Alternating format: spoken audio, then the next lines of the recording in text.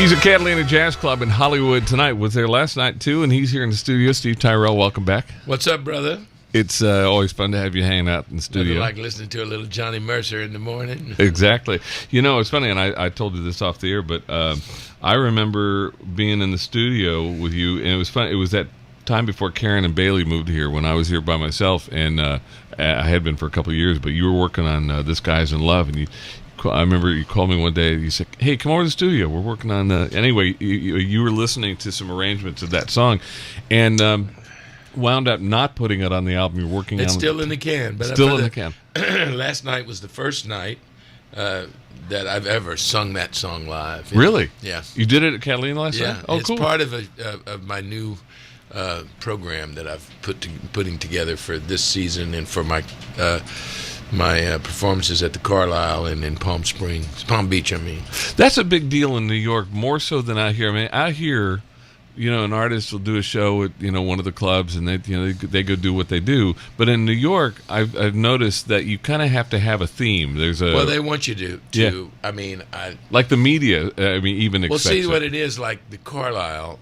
It's a Carlisle. Cafe Carlisle more than anything. Although Woody Allen just comes in and plays what he wants, but the Cafe Carlisle is a famous cabaret, right? And cabaret artists, put on shows. Yeah, they're like a lot of times Broadway actors or whatever, and they write a show about something, the best, the best of Cole Porter or something. They put the programs together like little Broadway shows, and so that's expected of you by the New York Times and people like that. I don't think I think the audience would, pretty much goes for. They come to see you, and they have all your albums, and so as long as you play some songs they know, they're pretty happy.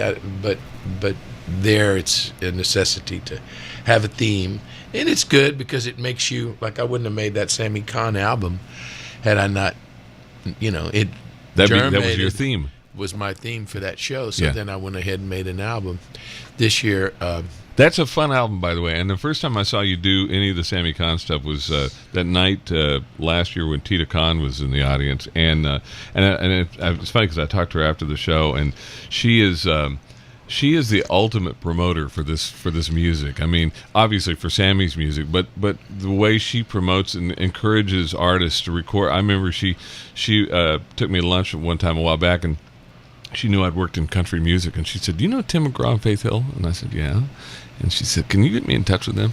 She wanted them to cut a Sammy Kahn song. They did. What's his Christmas song? Christmas Waltz? No. Let It Snow. Let It Snow. I think it was Let It Snow they did. But I mean, it's cool to have somebody like Tita who I mean, it's her livelihood. But on top of that, she's really promoting the music. And I think what you did, your Sammy Kahn album, is really one of your great albums. Thank you. I enjoyed it. And the thing about doing an album like that is that it has a internal theme because between one song and another because the same person wrote it, so it has some sort of point of view. I've done that a few times with my Bacharach and David album. That was fun. It makes when you pick all the songs of one composer, it kind of flows in a nice way because they wrote all. One person wrote all the songs. Right. In fact, the title track I think is. Not a lot of guys have done that song. I know. I'm good at that. I find exactly. Yeah. I don't see it that. I just see it as a beautiful romantic song. But that's one of the things I talk about in my new show tonight. Is sometimes the amazing take men have on women's songs. Yeah. Like one of the spots in my show my show is called Wordsmiths. It's going to be the lyricists of the Great American Songbook, really forgotten lyricists. Most people say, I love those Frank Sinatra songs, or, when you do a Tony Bennett song, I really enjoy that, or you should do more Billie Holiday songs. Right, they identify them with the singer. Yeah, they didn't write any of those songs. Exactly. And for the most part, no one knows who they were. Sometimes they know the composer, but they never know the lyricist. Hardly. Right. Hardly. It's true. Yeah. I mean, they let a Bacharach song. Why don't you do a Burt Bacharach song? Well, Hal David. Exactly. How many people? Right. He did all those. So great lyrics. My whole show points that out, Brad. And there's a story about that where the Mrs. Jerome Kern and Mrs. Oscar Hammerstein, go to a party, an event together. They were friends, and the hostess is very knocked out and can't wait to introduce them to all her friends. And she goes, "This is Mrs. Jerome Kern. Her husband wrote 'Old Man River.'" And Mrs. Hammerstein stood up and said, "Oh, no, he didn't. Her husband wrote da, da, da, da, da, da, da, da. My husband wrote Old Man River, that old man river." It's true. That's a good point. And we try, like and really, I got some of this from you because when we started researching this format, when Clear Channel was trying to figure out if there's a way to sort of reinvent it a little bit, and they gave me the job to do it, and I listened to you up on stage. I remember the first time I saw you perform live was in Palm Desert at the McCallum Theater over there. And the way you tell the story about these songs and the way you talk about the songwriters and especially the lyricists. I mean, you go into a lot of detail. I mean, like we talk about Jimmy McHugh a lot because we know some of his family. But Dorothy Fields, I start my show off with 2 Dorothy Fields songs, and Dorothy Fields was like the first lady of the great American lyricist. She was the first superstar lyricist, and she wrote 400 songs. Really? Mm-hmm. And the lyrics to 400 songs. I remember seeing Barbara Streisand on some award show or something, and she was talking about one song in particular. No, I can't find it. I'm slow this morning. I was gonna. Oh, here it is. Barbara Streisand said that this is perhaps the greatest love song ever written. And those Dorothy Fields lyrics, Steve Tyrell singing "I'm in the Mood for Love" on MartiniInTheMorning.com. Yeah, she's the one. I start my show off with Dorothy Fields. This year especially, I start with the 2 songs from Father of the Bride. Sunny Side of the Street and The Way You Look Tonight. And the way you look, and I tell this story, The Way You Look Tonight was especially, poignant to me this year because when I did that movie, I wasn't making any albums. I wasn't a singer, really. I was a producer for music for movies. And they asked me to sing in the movie. And so it was a little nerve-wracking, man. I'd never been in a movie before. And there's all these cameras and it was the reception scene of the movie Father of the Bride, and so right in front of me when they were shooting it was Steve Martin and Diane Keaton and the bride and 100 extras and all this other stuff. So the director Charles Shire and Nancy Myers, the producers of the film, had become friends of mine because I had worked on Baby Boom before that with them, and they knew my children, so they put Lauren. It made Lauren an extra. She's one of the extras, my daughter Lauren. So when I was singing, I just locked onto her. She was in the audience. She was like one of the guests at the wedding, and I'd look at her and she'd go, "Oh, Dad's in a movie." You could just see how proud she was that she was on a movie set at 8 years old or something, and in a movie herself, and her father was singing. So it gave me a good vibe of, when I was doing it, when they were filming it. Well, cut to earlier this year, and that same little girl became the bride. And I sang it and got married in Malibu, and I told that story, and Nancy Myers was there, and I sang it to Lauren, on her wedding day, and became the official father of the bride like 21 years later. How'd that go singing at your daughter's wedding? Did you well up a little bit? Oh yeah, I mean, yeah. That's a big thing. We keep thinking one of our daughters is going to get married. They're all having kids, but we keep thinking one of them's going to get married, and have Steve come and sing "The Way You Look Tonight." Speaking of Lauren, from his Songs of Sinatra album, Here she is, father and daughter on MartiniInTheMorning.com. MartiniInTheMorning.com, Steve Tyrell, and newlywed Lauren. You know, I remember when that album wasn't out yet. I don't think you were doing. You were playing in Japan, and Lauren was with you. Yeah. And you sent me.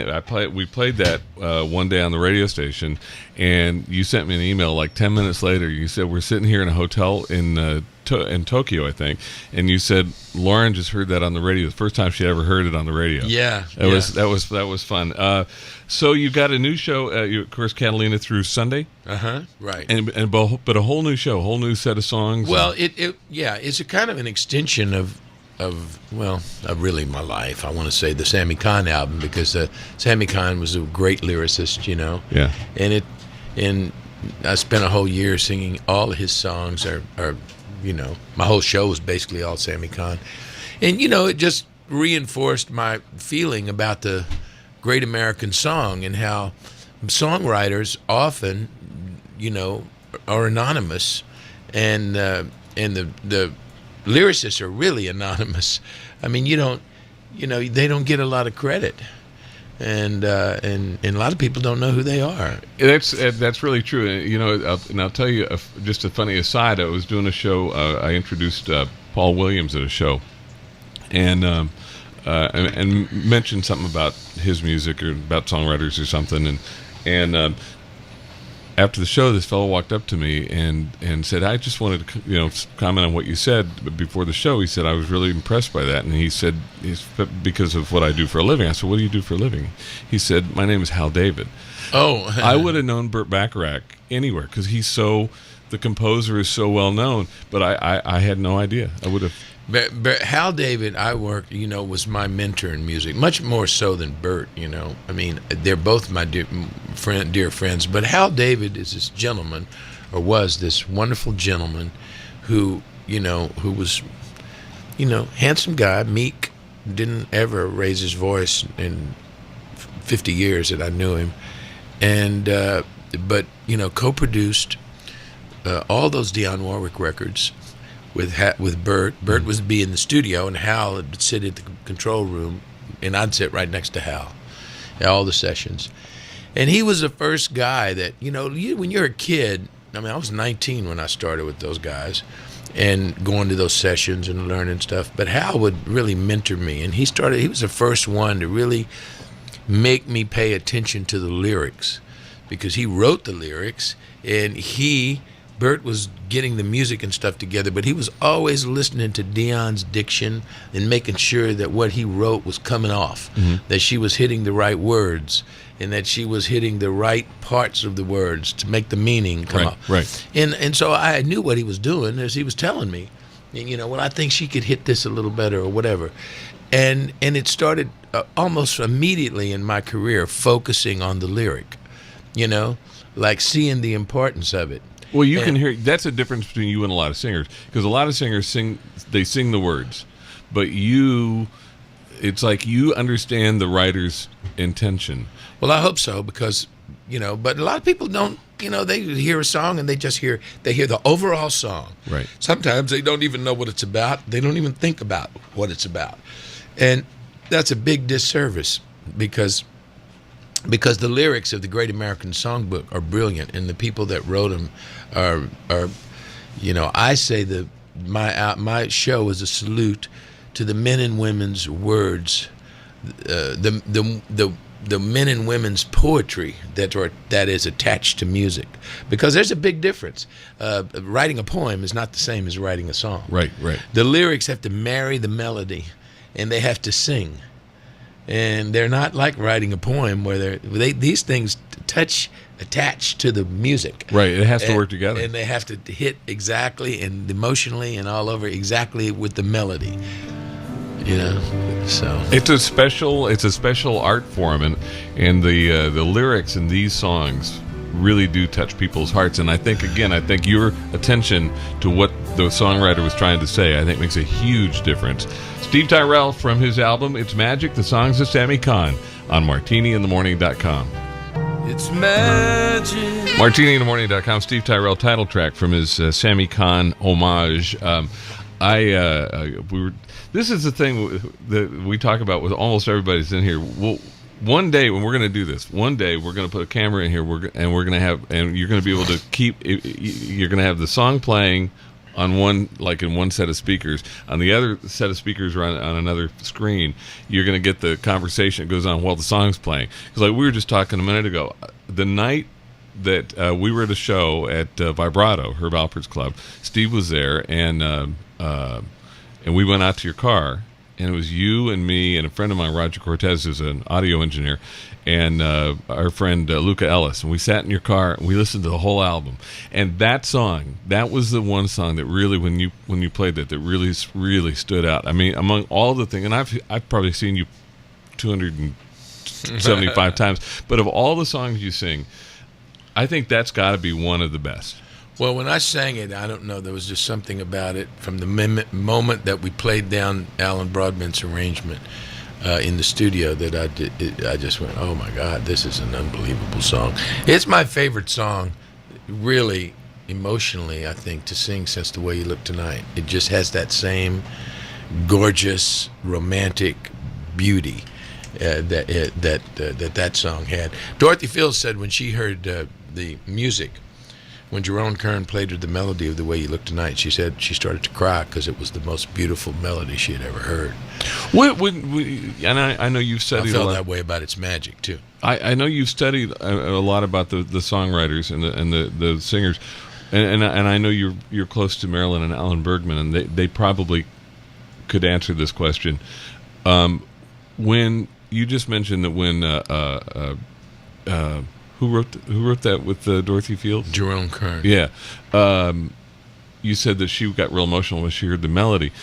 Did he write the melody? He composed it before she put lyrics to it? Mm-hmm. You know, the good question always is with collaborators is what comes first, right. The music or the lyrics, you know. Now, sometimes the composer has a whole melody, and I'm doing, I think you played this earlier, I Thought About You, right? Well, that's Johnny Mercer and Jimmy Van Heusen. Jimmy Van Heusen played him that melody one afternoon. They were about to say, hey, see what you can do with this, and he played this melody, and he had to go to Chicago that night. Johnny Mercer did. So he couldn't get it off his mind, he said, and he got on the train, and those are train days, and he got on the train and headed for Chicago, and it kept him up all night, and then that melody running around his head, and then he got up. I took a trip on a train, and I thought about you, and that's how that song was born. That's such an amazing thing to think about, how somebody comes up with the. It's like it's magic. Coming up, being able to take a melody. I mean, whether the melody comes first or the song or the lyrics. Didn't Sammy Cahn have a famous line about? Yes, Sammy Cahn used to say, people when they asked him what comes first, the music or the lyrics, he would say the phone call, because he was nominated 27 times for the Academy Award, the most of anybody in history. Really? So a lot of his songs. Well, he got 27 Academy Award nominations, so he won 4 Oscars. So, I mean, a lot of his songs were written based on the idea of the film, So that's what he meant. That's where his inspiration came from. What Mother Miriam's trying to ask a question. Only 1-4, this talented man. Only 1-4? Well, I don't mean... I think there are a lot. Jack Nicholson's only 1-3. You know what I mean. I mean, he was so talented, and he had all these nominations. You would think that he would have won more. I don't know how you could win. Yeah, that's a lot. That's a lot of Oscars. He wrote a lot of songs for movies, like this one. Steve Tyrell on MartiniInTheMorning.com. 10 o'clock in the West, playing the greatest songs ever written, online around the clock and around the world. It's MartiniInTheMorning.com. Steve Tyrell from his album It's Magic, the songs of Sammy Cahn. And you're doing, like, spreading it out a little bit across the roster of great songwriters, great lyricists in your new show. And there's so many more that I'm not doing. I mean, I'd love to do. I do Rodgers in Hammerstein, but I don't do Rodgers and Hart. On this show. Really? Because you've done a lot of. I mean, the show would last 4 hours. I don't think anyone would complain.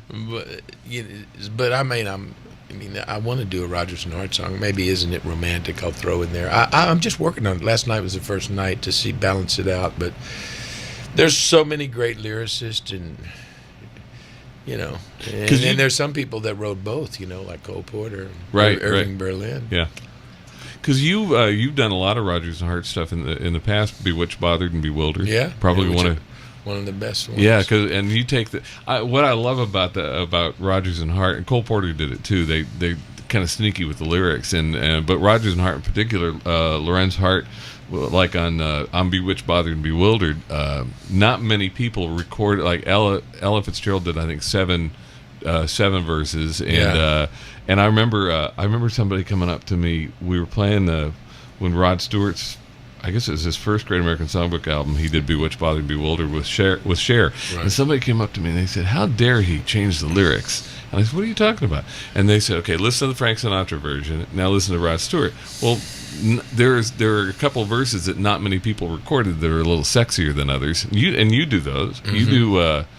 What was it? I'm vexed again, perplexed again, oversexed again. Yeah, and not a lot of people did those lyrics. There's something about she's horizontally speaking. Yeah. I mean, they're very sexy. Well, in another the Cole Porter, they those are real lyrics. They were written by Lorenz Hart. Rod didn't change them. It was funny. Sometimes those guys would write 20 lyrics to a song. Really? Yeah. Sammy would do that too sometimes. He would write. Sammy was a genius at writing special material, like taking a song and changing it up for an event that Frank Sinatra was going to do or something. Frank Sinatra did 87 Sammy Kahn songs. No kidding. 87. That's amazing. The lyrics in one of the songs you do, great Cole Porter song, one of my favorites, very sexy too. All of You. Yeah. The north of you, the south.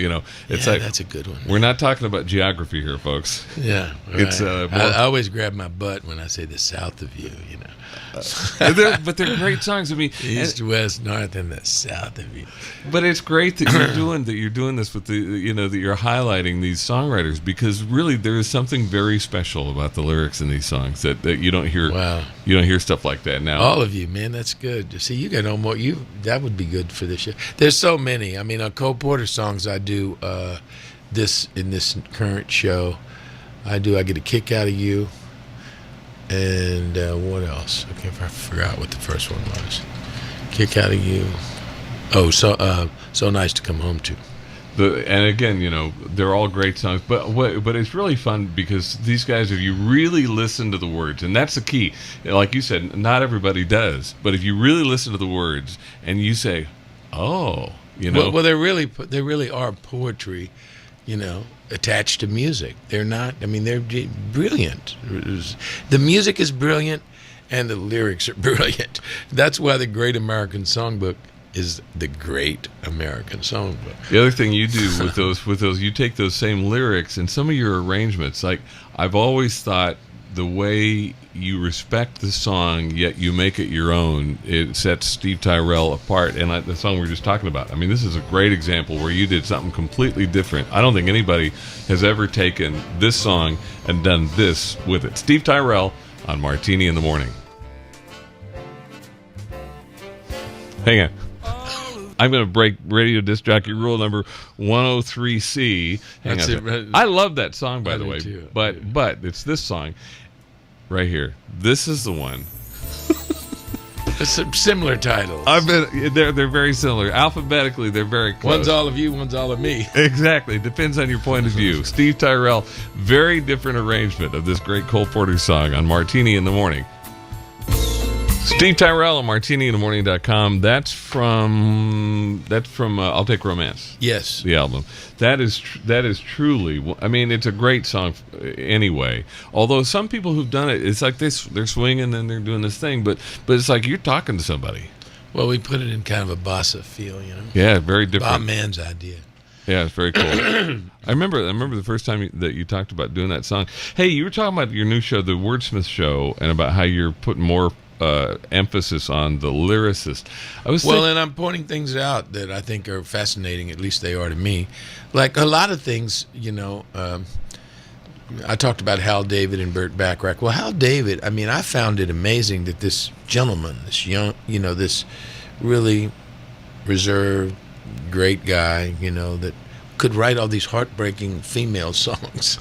You know, if you see me walking down the street and I start to cry each time we meet, walk on by, you know, and a house is not a home, and I just don't know what to do with myself, and you know, you'll never get to heaven if you break my heart, and all these things that he wrote that were so touching for Dion, and yet he was a guy, but he knew how to come from a woman's point of view that was great, and that leads me in my new show to point out a few things that I've often thought were kind of funny. You know, how many times have people said to you, you know, Carole King's wrote the 2 best girl songs ever. You know, you make me feel like a natural woman, right? Mm-hmm. And will you still love me tomorrow? Right. Well, Jerry Goffin wrote those songs. Carole wrote the music. You know? See, I didn't know that. They started out as one of the great songwriting teams of all time. Yeah. Carole King and Jerry Goffin. Carole has a show coming, a Broadway show that I'm going to the premiere of. It's about her and, you know, 2 couples writing songs in the Brill Building, Carole King and Jerry Goffin, and Barry Mann and Cynthia Weil, and how they competed for different cover records and stuff. And but yes, Jerry Goffin, the man, wrote "Natural Woman." I did not know that. I always assumed she wrote the lyrics. And then I say it works both ways, because they broke up, they got a divorce, and you know, I mean, I knew these people, I worked with these people, and still do with Barry and Cynthia, and Carole moved out to California first. Then we all moved out to California. But she was the first one out here, and she's got a job. She got the gig playing piano with James Taylor. And then she wrote a song that became a very famous James Taylor song. Then Carole wrote the words and the music. So people say, you know, they think "You Got a Friend" is a James Taylor song. Right. But "You Got a Friend" is a Carole King song sung by James Taylor. So it's good things to. I mean, it's fun to point that out to people. It is, and you know, another good example of it with the Great American Songbook is that, you know, when we hear about, you know, Breakfast at Tiffany, you know, you think Moon River and you think Henry Mancini, and of course it's a beautiful melody, but those words, Johnny Mercer, and Huckleberry Friend. I mean, who? I know exactly who comes up with that. Exactly. This is one of the great Johnny Mercer songs, and Steve does. This is one of the songs you just nail. This one when you do it in your show. Steve Tyrell on MartiniInTheMorning.com. You have the only version of this. It's never been on an album. MartiniInTheMorning.com. Come rain or come shine, a Martini in the Morning exclusive from Mr. Tyrell. Yes, sir. That's you tell a great story. You had somebody come up to you at a show or an event and request it. It's funny. In New Jersey, a guy comes up and says, you know, listen, the boss over there, he wants you to sing "Come Rain or Come Shine" for him. And if I was you, I'd sing both of them. 10:16 in the West. Steve Tyrell on Martini in the Morning tonight through Sunday, Catalina Jazz Club in Hollywood. Yes, sir. Then at the Cafe Carlisle in New York City from the Tuesday before Thanksgiving till New Year's Eve for my 9th consecutive year, and then I'm playing the weekend before that with Frank Sinatra Jr. with the New Jersey Pops, and we're playing a concert of Sammy Kahn songs that we're going to donate the money that's raised that night. Frank, you know, from the Sinatra family to the victims of Sandy, which I guess the Sinatra family never have done anything yet, and Frank's New Jersey guy. Yeah. And so we're doing that. It's a benefit concert in Newark, New Jersey, with the New Jersey Symphony. That's the weekend before Thanksgiving. And then I'll be in Seattle, Washington next week. Jazz Alley. Yeah. And Diane Shure is going to be my guest. She'll sing a few songs Cool. with me. I love working with Diane. She's Cool. a genius. So, and then after that, right after I finish at the Carlisle, I have another grandson, hopefully, due on January the 2nd. Big thing. So I got a week off. I'll stay in New York, have another grandchild. Grandkids are awesome. And then go to Palm Beach at the Colony for what month? Which Which child Lauren. of yours? Lauren. Wow, congratulations. That's very exciting. Yeah. Very exciting. Grandkids, we always tell people we love our grandkids. We're not so certain we like their parents. That was born to who? Which That one was now? Tina's. Tina, that's Tina. Yeah, that's Lucian. Lucian is the light of my life so far. Then I'm going to have another light shining on there in January 2nd. Boy? Yeah, it's a grandson. I got 2 grandsons. Isn't that cool? That's very exciting. We have we're ahead of you. We got 6 grandsons, 1 granddaughter, and they're all they're all amazing. I love it. Grandkids are just there's something very special about that. I've had so much fun with Lucian. It's ridiculous. He's my man. I've seen some of the pictures you posted on Facebook. Fabulous. Yeah. It's Martini in the Morning. Steve Tyrell tonight through Sunday, Catalina Jazz Club. I know some people that are very excited to go see you in Seattle. A fellow named Chuck Gurton, who's originally from near your hometown. He's from Sugar Land, Texas. Oh yeah. He moved right up out to of Houston.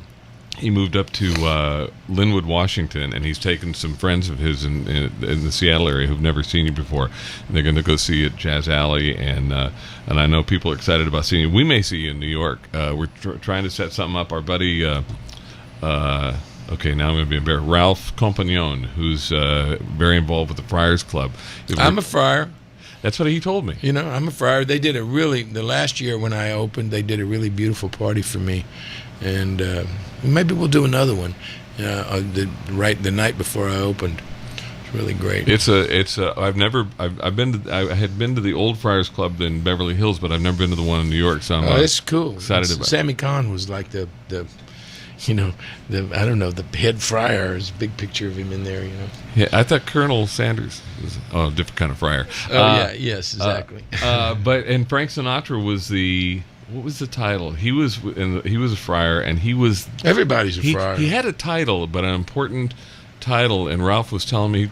Ralph's been kind of giving me some history. Tony Bennett's a friar, and... Everybody's a friar. In fact, we thought we were going to have our first ever interview with Tony Bennett, but this is so weird. The day that we're probably going to do the broadcast, which is Frank Sinatra's birthday, December 12th, Tony Bennett's here in L.A. He's playing out at the San Manuel Indian Casino that day. Oh, so too bad. Yeah, but... we do a thing for Frank every year at Patsy's. Yeah. Yes. Every year. And so there's a big party at Patsy's where Frank used to eat, and, Danny Aiello. Danny Aiello's and me and a lot of the paisans go there, and they interview us on WOR radio, I thought that they weren't, this is really funny, a little behind the scenes stuff. I thought that they weren't going to do it this year because they switched. Possible. They are. But they switched to, my former employers bought WOR last year, and they switched it to all sports, and I hadn't, to be honest with you, sorry, Sal, I had my fingers crossed that they weren't going to do it because we were going to do it. We were going to do the Friars Club on the 11th. We were going to do Patsy's on the 12th if WOR didn't do it, but they are. So we're going to just go hang out with you guys at lunch. Well, I'll be there. I've been there every year, and then next year will be 2 years. 2 years. It will be really amazing because it'll be Frank's centennial. Well, from the middle of next year all the way through December 12th, 2015, it's going to be a whole, they're going to start ramping it up. This is going to be a big time celebrating Frank Sinatra and the amazing influence that he had on our lives. But, honestly, we celebrate Frank every day. It's true. Frank Sinatra never is slightly gone away. He's probably more popular if that's possible, than he ever was. He's on commercials, he's on the NFL, he's on everything, and he deserves it, man. You see the commercial that they're running, the NFL promo they're running with I'm Going to Live Till I Die. What a great song. And those songs are there. Some of those songs are bigger today than when he originally recorded them. Yeah. He's just a man, He's got the voice and he's got the style, and he set the tone for this. And Frank's recordings, I'm so happy. They will live forever, and he will live forever. He will never go away. So I can't imagine in 2000. I'm going to do, of course, I'm sure my show in 2015 will be, all of my Sinatra album, but he's never going anywhere. No, absolutely not. But you have an important role in that. I think you've played a large part, and I've said this often when I've introduced you on stage, that you you're kind of like the poster child for the revival, the renaissance of the Great American Songbook. I'm glad I've had something to do with it, but I don't know if I said this on this interview or not. But every night on my show, like I'm trying to keep the songwriters alive, and as well as the songs, and the tribute to them alive. But Frank did it every time he sang a song. Did I say that? I think you said it off. That's the hard part. We lose track. Some stuff we talk about off air. We forget we're doing an interview. We're just sitting here talking. Frank Sinatra, every time he sang a song, told you who wrote it and who arranged it. Yeah. So if the songwriter, if people don't know the songwriters, it certainly wasn't old Blue Eyes' fault. No, absolutely not. Steve Tyrell on Martini in the Morning tonight at Catalina Jazz Club tonight through Sunday, and then headed north and east and south and all over the place. He's coming your way. All the information's on our website, martiniinthemorning.com. Click Lizard Live concert and event information, and of course you can also find him at stevetyrell.com. Yes, sir. From the father of the bride, The Way You Look Tonight on martiniinthemorning.com. Go see Steve. Now that's music.